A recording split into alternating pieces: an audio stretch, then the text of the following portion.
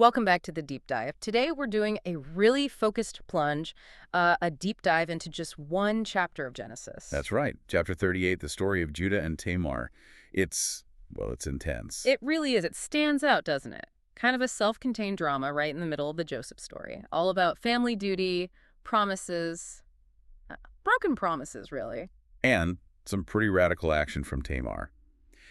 Our mission today, essentially, is to dig into this complex story and pull out the key nuggets of knowledge.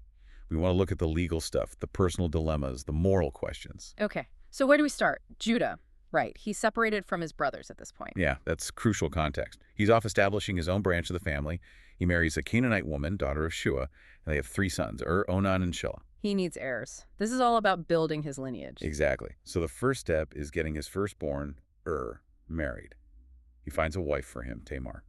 But things go wrong almost immediately. The text is stark, isn't it? Was wicked in the Lord's sight.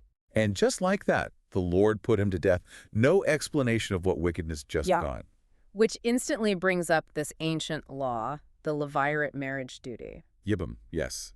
And you have to understand, this wasn't optional. It was fundamental law for tribal survival back then. Right. If a man died without children, his brother had to marry the widow. Absolutely required.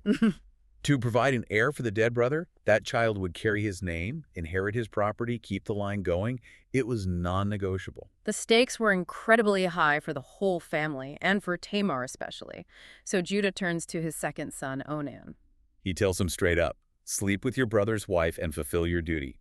Raise up offspring for your brother. Now, Onan gets the duty part, but he doesn't like the fine print. Not one bit. He knew that child wouldn't legally be his. It would be heir's heir. Meaning Er's portion of the inheritance would go to that child, reducing Onan's own potential share. Precisely. And his reaction. Well, it's calculated. It's not just passive resistance. No, the text says he deliberately spilled his semen on the ground. He went through the motions, but actively sabotaged the outcome. Knowing the child wouldn't count as his, he prevents conception. It's basically defrauding his dead brother's lineage. It's the motive, then. It's seen as a deliberate attack on this core cultural obligation. Yes. It wasn't just a personal failing. It undermined the whole system of ensuring family continuity. And the text is clear again. This too was wicked in the Lord's sight. The Lord put him to death also. Same consequence. Fatal. Wow. So Judah is reeling now. 2 sons dead, both married to Tamar. You can almost understand his fear, even if it's misplaced. He clearly starts thinking Tamar is somehow cursed or bad luck. Yeah. So he tells her, go back to your father's house, wait there as a widow until my son Shelah grows up. But he's not really planning on it, is he? The text reveals his thought. Right, he's thinking he may die too, just like his brothers. It's not just a delay, it's an excuse. He's essentially shelving the Levirate obligation, hoping it just goes away. And Tamar is left in this awful position. A childless widow, no status, no security, no future, unless that duty is fulfilled. She's completely stuck. Time passes, a long time, the text says. And crucially, Judah's wife dies. Why is that significant? Well, perhaps the matriarch might have pressured Judah about Shelah, or maybe her death just marks the passage of significant time. Either way, Tamar sees Shelah has grown up. And Judah's made no move. He's broken his promise, broken the law, really. He absolutely has. And Tamar realizes she has no recourse through normal channels. Judah has failed her. So she devises this audacious plan. It's incredibly risky.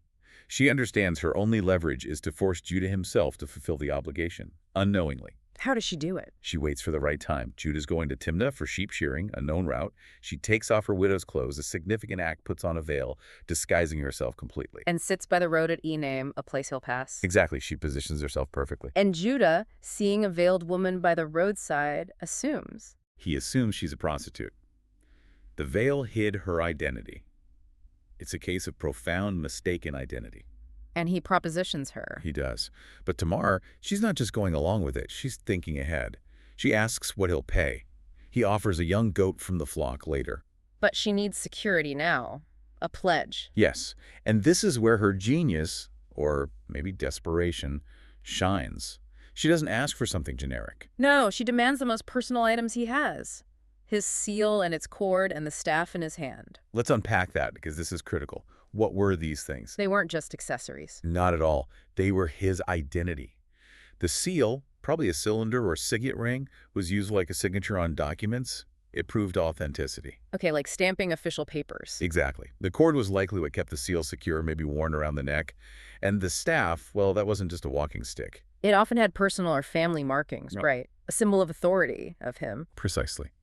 Giving these away was like handing over your driver's license, your credit cards, and maybe even your house keys today, all rolled into one.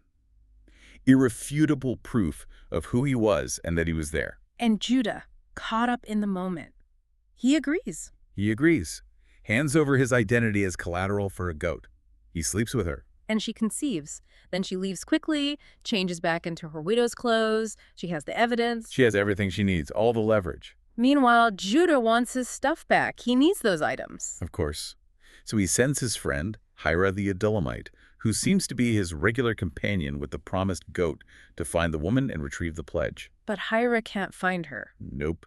He asks around Tiname, trying to be somewhat discreet, asking for the shrine prostitute. Which is interesting phrasing. Was she pretending to be a cult prostitute? Possibly. Or maybe that was just Hira's assumption or euphemism, but the locals are clear. There hasn't been any shrine prostitute here. Which confirms Tamar wasn't a regular fixture. She was there for one purpose and then vanished.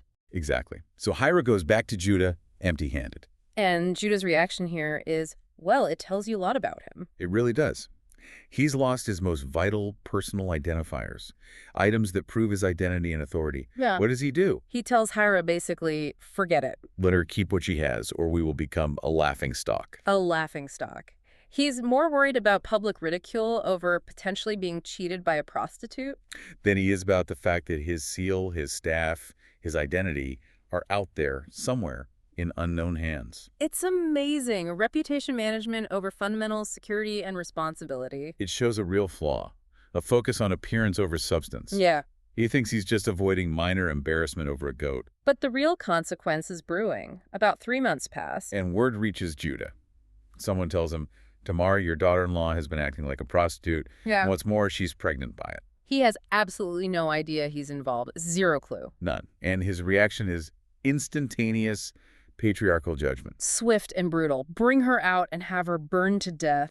The penalty for adultery, especially when seen as disgracing the family line he heads, the irony is just dripping. This is the climax, right? She's literally being dragged out to be executed. The tension is at its absolute peak. And then she plays her card. She doesn't scream or argue. She sends the items, the pledge, to Judah. With a message. Yeah. So simple, so devastating. I am pregnant by the man who owns these. And then the challenge, see if you recognize whose seal and cord and staff these are. Checkmate. The evidence is undeniable. It's his stuff. Judah sees them, he knows instantly. The whole thing collapses on him. And the text captures his public admission. It's a complete reversal. This is the moral core of the whole chapter. He says, she is more righteous than I. Since I wouldn't give her to my son Sheila. That's the key phrase. So let's dig into that. More righteous. How can deception and, well, tricking someone into sleeping with you be seen as righteous, especially by the guy who is about to have her executed? Because in this specific high-stakes context, righteousness isn't about following conventional rules of behavior. It's about fidelity to the most fundamental obligation. Which was preserving the family line through the Levirate law. Exactly. Judah broke that primary law. He denied Tamar her right and duty and jeopardized the lineage out of fear and neglect. Tamar, through radical deceptive means, upheld that law. Her goal was legally and culturally just, even if her methods were extreme. He recognizes that his failure, his breach of duty, necessitated her action. She acted to fulfill the spirit of the law when he wouldn't uphold its letter. Her determined action was, in the end, more faithful to the core principle than his inaction. That's a powerful statement, and it ends their personal connection. The text knows he did not sleep with her again. Her goal wasn't a relationship with Judah. It was securing the lineage, fulfilling the duty owed to her first husband, and she achieved it. And how? She gives birth to twins. Even the birth itself is dramatic. Oh, absolutely. There's a struggle even in the womb. One twin sticks a hand out first. The midwife ties a scarlet thread around the wrist, saying, "This one came out first," marking the firstborn. But then, plot twist, the hand goes back in. And the other twin breaks through first. A breech birth, literally. Yes. The midwife names him Perez, which means breaking out, she exclaims. So this is how you have broken out. Then the baby with the scarlet thread, Zerah, is born. So she not only secured the line, she delivered a double portion almost. Through incredible risk, using Judah's own symbols of authority against him. Okay, so let's recap the key takeaways here. We've seen the absolute life and death importance of the Levirate duty. Definitely. And we've seen the huge significance of that pledge. The seal, cord, staff, they weren't just trinkets, they were Judah's legal identity, the leverage Tamar needed. And we saw Judah's character flaw prioritizing his fear of ridicule over retrieving those vital symbols. Which ultimately led to his public humiliation anyway, when the truth came out. And finally, that crucial understanding of righteousness in this story. It wasn't about conventional morality. No, it was about determined action. To uphold a fundamental obligation preserving the family line when the person in charge, Judah, failed to do so.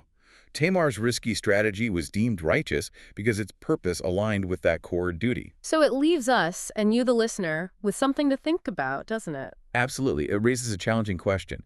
When you see a fundamental duty, maybe to family, maybe to your community, maybe to a core principle being ignored or actively blocked by those who are supposed to uphold it. How far should one go? How unconventional can or should actions be to ensure that deeper obligation is met? Tamar risked everything, literally her life, using deception to secure what was legally and culturally right in that context. Judah risked what? Awkwardness, Yeah. ridicule. What's the real cost for you of either fulfilling your essential duties or finding ways to avoid them? Something to definitely mull over.